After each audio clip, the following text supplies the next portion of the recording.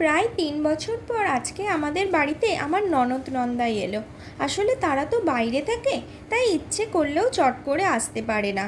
বাড়ি আসতে না আসতেই আমার ননদের ৮ বছরের ছেলে বাবান সোনা আমাকে বলল, মাইমা তোমার হাতের ওই পাস্তাটা বানাও না, আমার খুব খেতে মন যাচ্ছে। আচ্ছা সোনা, তুমি যখন খেতে চেয়েছো আমি নিশ্চয়ই বানাবো। তাই আমার বাবান সোনার কথা রাখতে আমিও চলে গেলাম রান্নাঘরে। প্রথমে কড়াইতে জল, নুন ও সাদা তেল দিয়ে পাস্তাগুলো 5 মিনিট ভালো করে সেদ্ধ করে ঠান্ডা জল দিয়ে ধুয়ে 2 চামচ সাদা তেল দিয়ে মাখিয়ে নিলাম। তারপর কড়াইতে সাদা তেল গরম করে তাতে কুচনো পেঁয়াজ, ক্যাপসিকাম, আদা রসুন বাটা, কুচনো টমেটো এবং লঙ্কা দিয়ে ভালো করে ভেজে পাস্তাগুলো দিয়ে দিলাম।